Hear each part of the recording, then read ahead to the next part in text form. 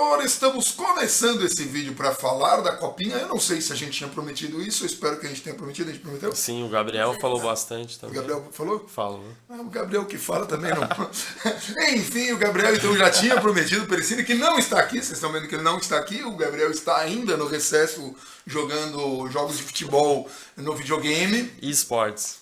Esportes, o cara tá lá treinando, jogando com o São Paulo, espero, né? Enfim, mas está aqui ao meu lado o Regis Romualdo do Aspirantes SPFC, como vocês sabem aí, a gente tem o Aspirantes SPFC no Twitter, que é o Regis, e nós temos os Jogos SPFC, que é o historiador de São Paulo, que é o Ale Gisbrecht, que está também no Twitter como Jogos SPFC. Então, se você for Jogos SPFC, você encontra o Ale para saber de história, e se você quiser saber da base do futuro, aí o futuro é com o Regis no @Aspirantes SPFC, que também às vezes faz vídeo aqui, e hoje a gente vai falar. E tô também no Instagram e Facebook, Aspirantes SPFC. Tudo Aspirantes SPFC. Então quem quiser, Instagram, Facebook e Twitter e aqui nos vídeos no Fala Bandana pra gente falar da Copinha, que agora é a Copinha. Infelizmente, né, é o único período que se fala e fala pouco da Copinha, né? O pessoal só quer saber mesmo quando a galera sobe. Já querem saber quem vão ser os próximos que vão substituir os jovens que vão ser vendidos do profissional, né? Ainda mais agora, né, que São Paulo está numa situação financeira, como todo mundo sabe, muito ruim, não deve fazer grandes contratações. A grande contratação foi o Thiago Volpe, a confirmação do Thiago Volpe, que já era esperado. O Vitor Bueno. Veio no Natal, o Vitor Bueno pelo Raniel, que foi uma boa jogada para corrigir um erro ali na... Mas o São Paulo tá precisando ainda de nomes e tem a galera que tá treinando aí, né? Hernanes, Pablo e Pato estão treinando por fora, mas hoje não é para falar dessa galera veterana, hoje é para falar dos jovens. Vamos começar com os inscritos para falar um pouquinho, porque a gente já sabe que o Elinho acabou... Havia, né? Será que o Elinho vai, não vai? Elinho não foi. Ele tinha idade ainda, mais um ano... Ele poderia jogar pelo Sub-20, né? Mas não foi a escolha dele, da comissão técnica. Acho que ele tá muito Ele preferiu aproveitar as férias, né? Não sei se ele está aproveitando muito bem, mas... teve notícia do Elinho também, né? Talvez se ele tivesse concentrado para a Copinha, isso não teria acontecido. Mas outras opções que também acabou ficando fora foi o Brenner, que ele estava emprestado para o Fluminense, mas agora, né? O empréstimo terminava no final do ano e a inscrição para a Copinha teria que ser no final de novembro, então não ia dar tempo. E o Antony também teria mais um ano de Sub-20, mas a gente sabe que o Antony já é pro profissional e para venda futura. Possivelmente o Antony, né? O São Paulo recusou duas investidas, ou duas ou três investidas de valores que considerou muito baixo. E tá certo, São Paulo tá desesperado, mas não pode também vender o menino a um preço muito baixo, porque senão vai ter que vender mais moleques, né? Mais dessas crias da base para poder pagar as dívidas, o que é uma irresponsabilidade muito grande, mas pelo menos aqui foi um acerto. Foi um acerto dentro de um mar de erros, mas não vender o preço, por qualquer preço, o Antony. O Brenner não daria tempo, mas também ia ser complicado. O Brenner talvez até fosse uma boa ideia, mas o Elinho muito tempo de profissional para descer, tinha né? Mais de um ano. Não é a mesma coisa do Antony da outra vez, né? O Antony tinha alguns meses, aí pega um pouco de confiança. Agora o Elinho talvez fosse retroceder muito, né? Ia ter muita cobrança, então a gente até chegou a falar sobre isso. No último vídeo contra o CSA, né? O último jogo, né? Mas acabou o São Paulo não... Então, vamos falar com a lista, a gente tá com a lista aqui, né? Goleiros, Arthur Gazzi, Eduardo, Matheus Cunha. Desses três do titular... Eu não sei, porque na verdade assim, o Orlando, o treinador Orlando Ribeiro, os últimos jogos do Sub-20 em 2019, ele manteve o Thiago Couto, que era o último ano dele de Sub-20. Então esses três goleiros são ótimos goleiros, só que eles pouco jogaram em 2019. O Eduardo não fez nenhum jogo profissional, oficial, desculpa. Ele fez amistosos pelo time Sub-19, o Arthur jogou alguns jogos do Campeonato Paulista, o Matheus também, mas os três são praticamente do mesmo nível. O Arthur e o Eduardo são de 2000 e o Matheus é um ano mais novo, 2001, mas eles têm altura parecida, o Arthur e o Eduardo bem altos, os goleiros, saída tocando com o pé normal, assim, o que é exigido hoje em dia, né? E até em questão de seleção de base, o Arthur já disputou Sul-Americano, Sub-15, Sub-17. O Matheus teve convocações recentes do Jardine para o Sub-20 da seleção.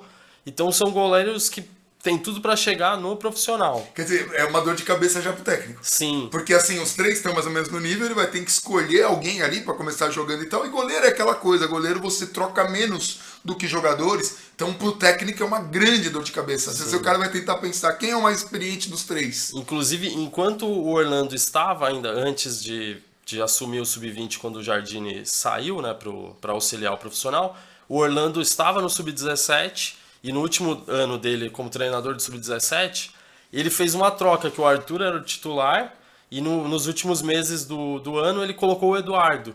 Então isso também mudou, que era uma coisa que não se esperava assim no meio do ano, assim, no meio do campeonato. Então é uma dúvida legal, 3 bons goleiros, mas já mostra que eu acho que atrapalha o entrosamento por eles terem jogado pouco juntos com a defesa. E falando em defesa, a gente fala dos zagueiros, que o único, assim, que também é certeza como titular, certeza não, mas que tem muito potencial para chegar no profissional em breve, é o Lucas Fasson. É um zagueiro muito bom, fazia dupla com o Morato, fez na última copinha. Morato, outro que a gente teve. Inclusive, até antes, no Sub-17, o Fasson estava à frente do Morato, com mais convocações. O Morato evoluiu mais rápido, amadureceu mais rápido. E infelizmente a gente não conseguiu foi rápido, foi rápido demais. Subiu para o profissional, treinou e já foi vendido, nem jogou no profissional. Mas o Fasson tem potencial para jogar pelo profissional. Em caso de uma saída do Valse, o Fasson com certeza vai ter uma oportunidade ainda em 2020 para treinar com o profissional. Como a gente tem uma possibilidade de saída de Arboleda também, por conta daquela crise toda da camisa, se sai Arboleda e mesmo ficando o Valse, ele ainda tem uma chance de subir sim. com o Valse, né? Ou se saírem os dois, aí é certeza que ele vai ter que subir. O São Paulo ainda vai ter que pensar num nome aí, numa contratação, por isso não sei como é que o São Paulo vai resolver essa questão da Arboleda. Então, os zagueiros, além do Fasson, que é certeza como titular, né? Tem o Facundo, que a família dele é argentina, mas ele nasceu em Curitiba, tem parentes no Paraná, e ele foi indicado, curiosamente, pelo Cuca. Na verdade, quem indicou foi o médico do Cuca, o Dr. Constantini, indicou para o Cuca para tentar fazer um teste lá em Cotia. O Cuca indicou ao São Paulo, mas o Cuca não interferiu em nada na avaliação. Ele ficou 15 dias treinando lá em Cotia, foi aprovado porque ele já tinha, ele vinha do Orlando City. Ele estudou 3, 4 anos nos Estados Unidos, jogou por universidades e jogou nas categorias de base do Orlando City. Então o Facundo é recente que ele está no São Paulo, cerca de 6 meses. Mas é um zagueiro que jogou pouco também em 2019, mas foi regular, assim, nada que chama atenção, que nem um Fasson, por exemplo, que já é. E Luizão, Matheus Vieira e Iago. Isso, o Matheus Vieira, ele veio do ano retrasado da Portuguesa Santista, reserva no Sub-17, esse ano continuou como reserva, mas conseguiu ganhar algumas oportunidades quando o Diego, que subiu pro profissional, né? Não estava jogando, o Matheus jogou bem do lado do Fasson. O Iago chegou também faz pouco tempo, chegou em setembro, emprestado pelo Juventude. É um zagueiro mais técnico, assim, aparenta ter uma qualidade boa de saída de bola, mas a gente também não conhece tanto. O Luizão é do Sub-17, o capitão do Sub-17, um zagueiro alto, forte, e por enquanto ele provavelmente vai estar sendo preparado para a Copa São Paulo, provavelmente de 2020, né? O ano que vem vai ser o primeiro ano, 2020 vai ser o primeiro ano dele como Sub-20. Então em 2021 é que ele deve ter mais chance. Se você fosse apostar, você apostaria Fasson e Iago, talvez?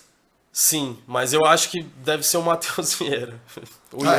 Eu acho que o Matheus, por ter mais entrosamento com o Fasson. Sim.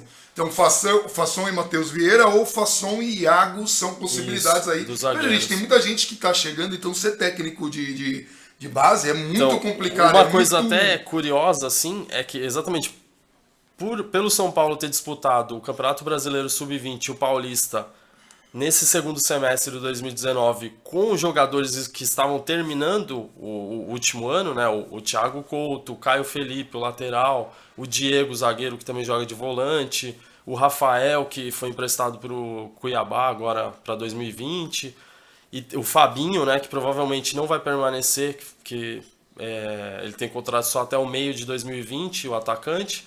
Então o Orlando insistiu muito com jogadores mais velhos, dessa categoria sub-20.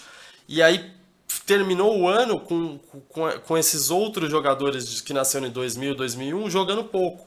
Então a Copinha de 2020 vai ser um time totalmente novo, que provavelmente não jogou junto nenhum jogo oficial.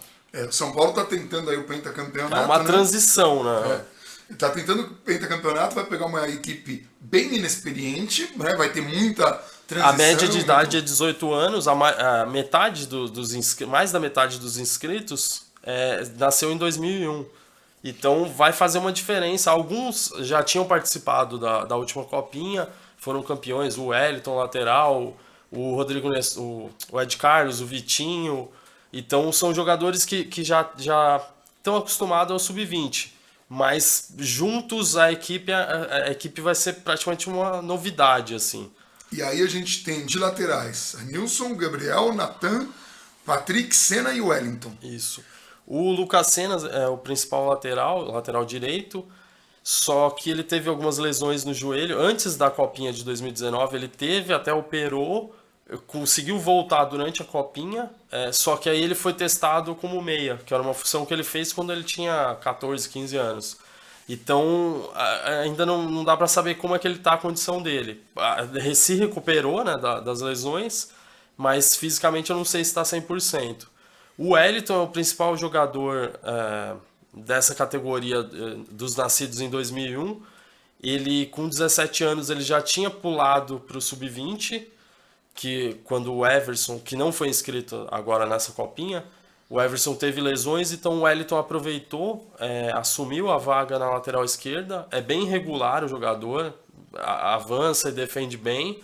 Também tem potencial para chegar no profissional. É isso que eu ia perguntar, porque lateral esquerdo é uma coisa... Sim, o Wellington... O Reinaldo estava recebendo proposta, o São Paulo não acenou nem que sim, nem que não. O Léo Pelé tem o contrato longo, mas não sei se a comissão tem interesse na permanência dele também. Mas o Wellington tem potencial para subir profissional. Talvez não agora em 2020, mas para 2021 provavelmente. Aí tem dois laterais esquerdos muito bons, só que eles acabaram de sair do sub-17, o Gabriel Rodrigues e o Patrick Lanza. O Patrick ele estava na seleção sub-17 que ganhou a Copa do Mundo, junto com o Thales, que é um volante, e ele foi titular, é uma das apostas assim do São Paulo. Bom que a gente está formando laterais esquerdos. E ele é o mais novo desses inscritos na Copinha. Ele ainda tem 16 anos. Nossa. E ele até foi entre os... Na partida contra o CSA pelo Brasileiro de 2019, ele foi um dos relacionados. Não chegou a entrar, mas fez bem para ele também. E outros laterais que tem é o Anilson, que é um lateral direito. Ele também já atua como meia. Ele foi muito bem no Sub-17, enquanto o Lucas Senna estava machucado. Ele jogou bem, avança bastante, assim, mas também não tem problema com a marcação. E o Natan, que também é Sub-17, curiosamente, ele chegou ao São Paulo antes do Sub-14, Sub-13, Sub-14 e foi dispensado, porque na época ele jogava de atacante. E aí ele voltou no Sub-17, já jogando como lateral, e foi muito bem nessa conquista do Campeonato Paulista Sub-17 de 2019. Ele revezava com o Vinícius e o Flávio na lateral direita. O Anilson é direito e jogou de meia. E o Senna também, né? É engraçado como laterais direitos costumam ir para meia. E é bom que a gente está formando laterais esquerdo, porque lateral esquerdo, gente, não é uma coisa que está em falta no mercado. Se a gente for parar para pensar no mercado brasileiro, mesmo. Não tem tantos laterais esquerdos de tanta qualidade. É uma função que precisa. E o São Paulo tem dois aí promissores, um de 16 anos. É que às vezes a gente fica com muita expectativa na base e acontece que nem no caso do Morato, porque o São Paulo, por ter sido irresponsável, não consegue segurar os garotos e não consegue aproveitar o potencial futebolístico deles. Veja, a gente teve o Militão, que era zagueiro e foi improvisado de lateral direito naquela época do Aguirre, e também podia jogar de volante, e o Militão jogou muito, mas muito pouco. Jogou muita bola, mas muito pouco no São Paulo, e aí acabou saindo quando o São Paulo disputava. Naquela época, estava ali na liderança do campeonato, com um jogador muito consistente na defesa, foi para Portugal, brilhou lá. E é muito chato quando isso acontece. E vamos deixar no. E às vezes é meio que uma certeza, assim. São jogadores que se destacam tanto, por mais que fale, se destaca no Campeonato Paulista, numa copinha contra um time do Norte e Nordeste fraco, mas ainda assim tem muito olheiro que percebe características que vão ser úteis para o futuro. E até essa qualidade de fazer duas funções.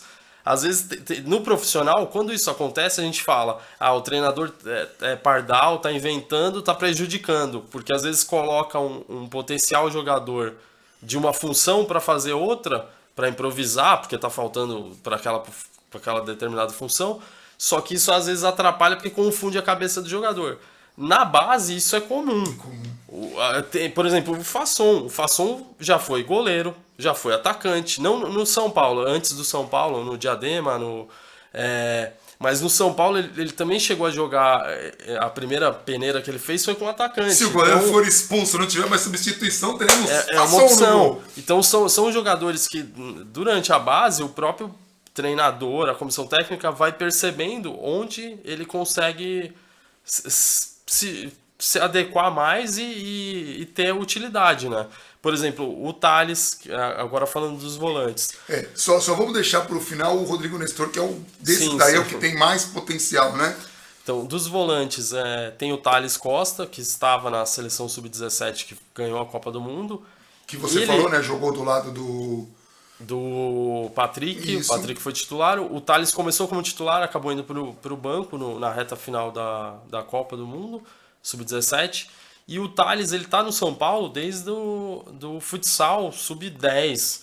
E no campo, que ele fez a transição, né, para o campo, ele jogava mais como meia e foi recuando como segundo volante. E na seleção mesmo, a comissão técnica da seleção achou que, pela qualidade que ele tem no passe e tudo, que como volante ele renderia mais. No São Paulo ele passou a jogar como volante no sub-17 também, mas é uma opção até como meia. Então, são coisas que... volante que consegue sair jogando... Isso. E outros, às vezes, até fora da comissão do São Paulo, tem gente que percebe isso, que talvez o jogador seja melhor utilizado em outra função.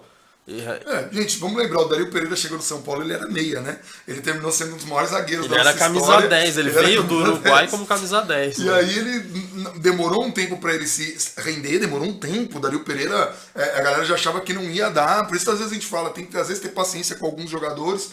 Às vezes o jogador tem uma adaptação, ou acontece alguma lesão. Outro que demorou pra render foi o Raí, né? O Raí demorou um tempo, foi quase 2 anos. Até o Tele ajustar ele, né? Mas também quando ajustou, tá louco. E quem sabe agora como diretor esse ano, né? O Raí também, porque ele sempre teve começos difíceis, né? No Paris Saint-Germain a mesma coisa, quem sabe, eu sempre tenho essa esperança em relação ao Raí. Os outros volantes são o Marcos Júnior, é um volante baixo, aparentemente ele lembra o Mineiro, e ele joga, ainda não dá para comparar com o Mineiro, mas é um marcador firme, que gosta de correr atrás junto dos adversários, né? Com vigor físico, né? Desarme muito bom, e ele já foi também improvisado algumas vezes na lateral direita. Então também é uma função, como ele tem velocidade, então ele já foi testado assim. O JP e Sepp também já jogou Pedro, como João Pedro. Paulo. Ele também já jogou como lateral direito, mas ele é volante, primeiro volante, mais marcador. Tem o Gabriel Falcão, que também é um potencial. Muita gente espera bastante dele. É um volante também marcador, mas que sabe sair jogando. Ele lembra um pouco o Luan. Assim, as características... Esse é sobrenome, Falcão. Isso, Gabriel Falcão, sobrenome Falcão. Porque tem o Antônio Falcão Júnior, o Falcão dele é apelido, Antônio Falcão Júnior. Ele é meia esquerda, já jogou também como lateral esquerdo, improvisado poucas vezes. Ele chuta muito forte, tem qualidade na bola parada, é um meia interessante assim na função. E dos meias também tem o Vitor Hugo Pelé, que o São Paulo agora para a Copinha quer que ele usa só Vitor Hugo, mas o apelido dele sempre foi Victor Pelé. Então é um meia mais atacante assim. E também tem bastante qualidade. É muita pressão colocar o nome Ele tá, Pelé, ele né? tá há bastante tempo no São Paulo, só que no Sub-17, que é uma categoria importante, né, assim, pra visibilidade, ele teve uma lesão no joelho. Então ele acabou não jogando, jogou pouco pelo Sub-17, Sub-16 ele tinha jogado alguns jogos. Então agora pro Sub-20 é que ele assinou um contrato profissional e tem mais chance de ser utilizado. O Pelé é muita pressão, né? Você bota Então, o nome... Victor moleque, Hugo. Vamos de Victor Hugo mesmo. Já o Léo Pelé, eu até entendo, porque não é uma questão de futebol. Parece. Cara, parece muito. Você olha e você fala, cara, acho que até o Pelé deve jogar e tomar susto. Um filho, talvez. E aí agora tem que O falar... O Ed Carlos também, outro jogador que não muito tem comentado. nada a ver com o Ed Carlos, que era tudo junto. Não, esse outro, é Ed Carlos. Mas pode chamar de Ed também, o pessoal lá em Cotia da comissão está acostumado a chamar só de Ed. Ele tem muito potencial, também já jogou seleção sub-17. Ele é um meia com aquela característica meio antiga, assim, um meia clássico. Ele é alto, cadenciado, para a bola, toca. Alguns consideram ele lento. Ele até no sub-17 ele chegou a ser testado como volante.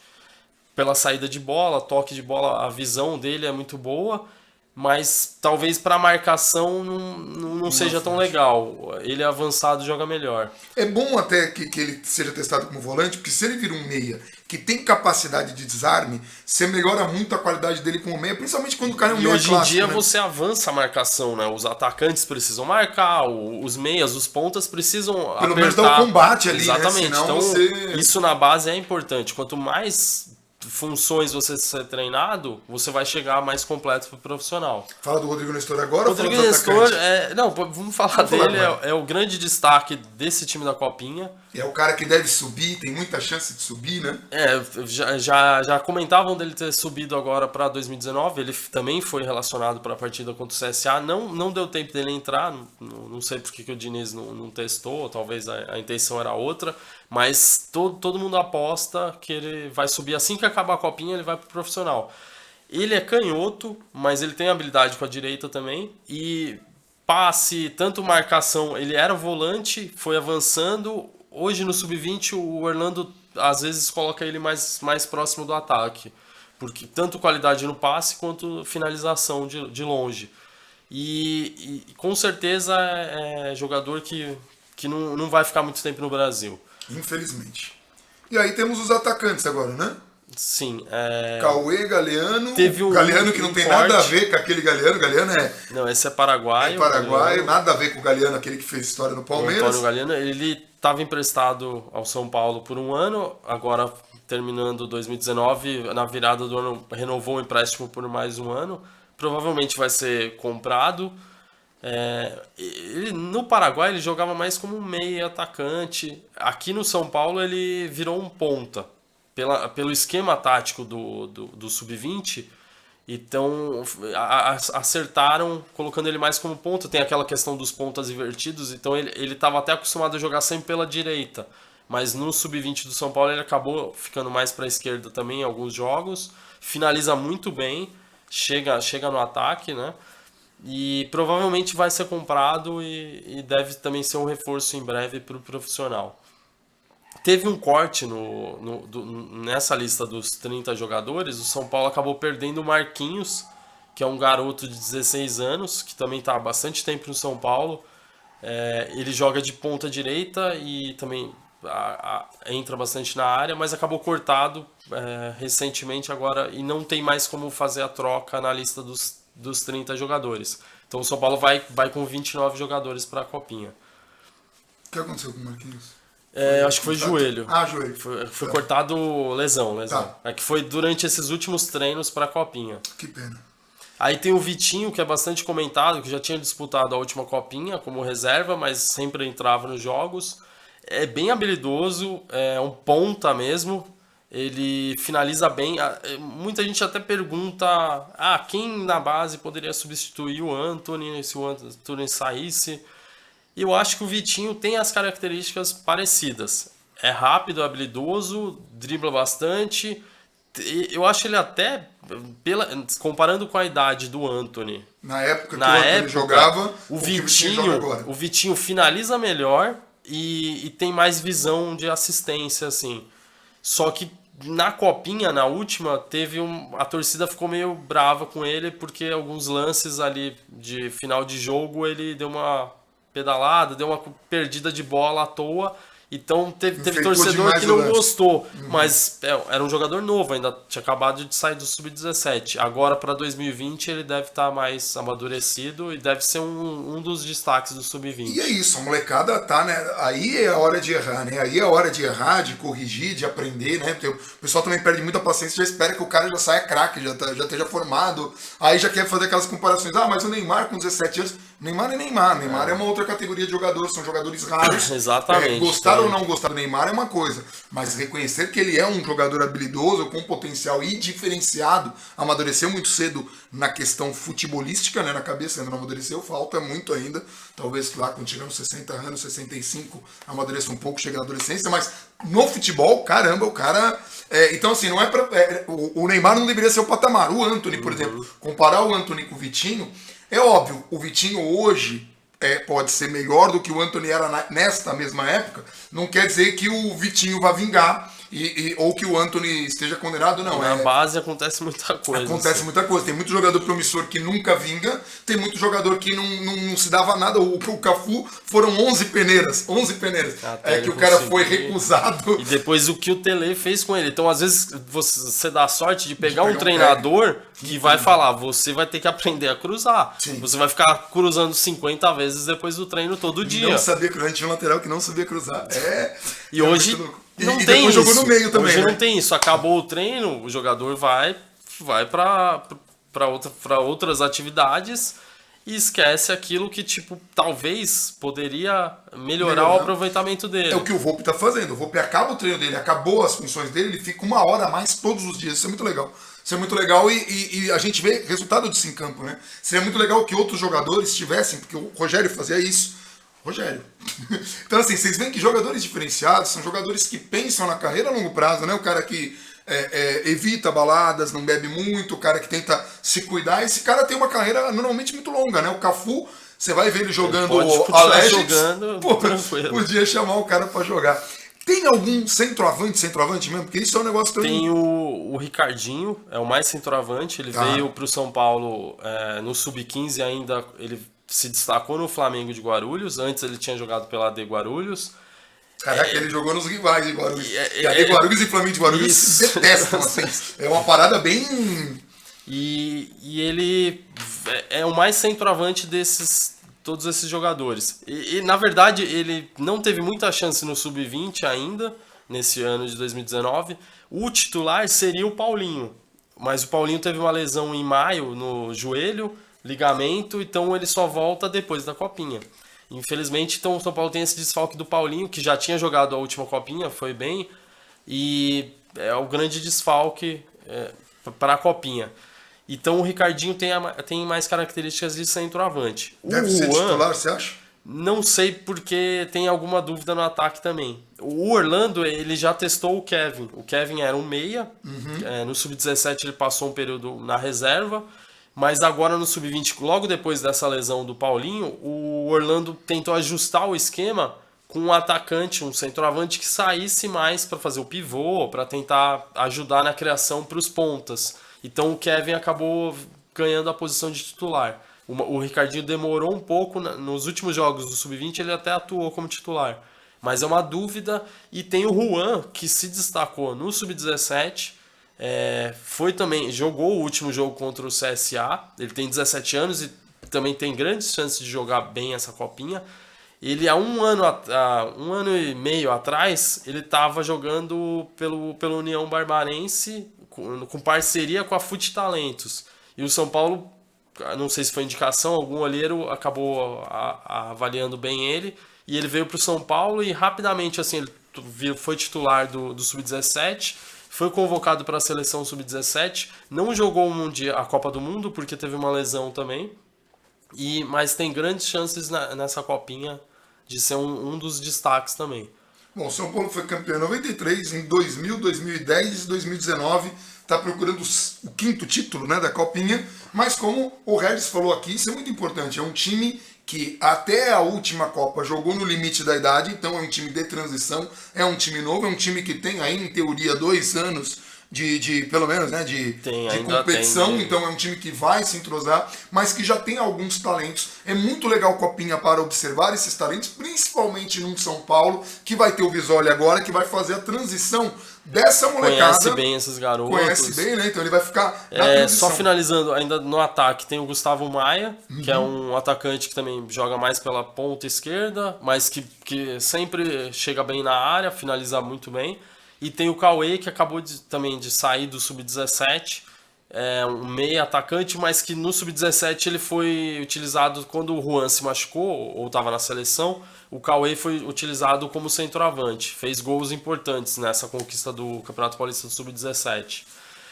Os jogos, o primeiro jogo do São Paulo é dia 4, no sábado à tarde, 4 horas da tarde, contra o Operário Ferroviário do Paraná. Sport TV e Cultura, legal. Na primeira fase, todos os jogos do São Paulo vão ser transmitidos pelo Sport TV, mas a Cultura pegou esse primeiro jogo também, ela tá voltando, ela voltou com vôlei, né? Até jogo do São Paulo ela já televisionou, e agora vai ter a Copinha, a Cultura voltou. Legal, né, Cultura, fazer isso. E aí o segundo jogo do São Paulo é dia 7, numa terça-feira, às 9h30 da noite, só com transmissão do Sport TV. Dia 10, também às 9h30, o do dia 7 é contra o Palmeira, de Goianinha, lá do Rio Grande do Norte. E o do dia 10 é o último jogo da primeira fase, contra o time da casa, o Esporte Clube São Bernardo, às 9h30, com transmissão do Sport TV e da Rede Vida, que também tem tradição em televisionar a Copinha. Gente, é isso, vale a pena, aqui acho que está de cercado. E todos os jogos gratuitos, quem puder ir até o estádio 1º de maio, lá no ABC, em São Bernardo. É, o dia do trabalho, feriado, né? É um estádio que ficou marcado, acho que por um período ele ficou mais marcado pelas manifestações políticas de greve do que por futebol. Mas tem 2 times fortes lá, tradicionais da... 4-1 é sábado, né? Falei feriado não, mas é sábado. Não, né? É que o estádio chama 1º de maio. Tá. Então, que é feriado. Mas podia chamar 4 não é feriado. Estádio Dia do Trabalhador, mas 4-1 é sábado, né? Isso, é sábado. 4 de janeiro é sábado, às 4 horas. Dia 7 numa terça e dia 10 numa sexta, os dois às 9h30 da noite. O duro do terça 9h30 é isso, é um horário muito ruim, né? 9h30 da noite numa terça-feira. Então, é um horário que é como se fosse depois da novela, mas o Sport TV não passa a novela. E aí você que trabalha na quarta-feira, que você não tá de férias em janeiro, você vai ter uma dificuldade de acordar cedo no dia seguinte. Independente se você assistir em casa ou no estádio. Porque o jogo vai terminar por volta quase da meia-noite. Dá um pouco de desânimo ver a galera que organiza essas coisas não pensar nisso. Foi bem... É que assim, a federação, esse ano, ela aposta que todos os jogos serão televisionados. Ou pela internet, pelo Facebook, pelo site MyCujo, ou pelo Sport TV, TV Cultura e Rede Vida. Só que eles ajustaram os horários, alguns prejudiciais, por exemplo, jogo meio-dia, que no calor de janeiro vai ser complicado, e outros no meio da semana, 9h30. E assim, você tem jogo meio-dia, aí você tem jogo 9h30 da noite. Gente, são 32 grupos, 128 times, mas a federação deu uma vacilada. Dá pra organizar melhor, você precisa cuidar dessa molecada, a gente precisa pensar no futuro do futebol. E sem contar que são jogos seguidos, né?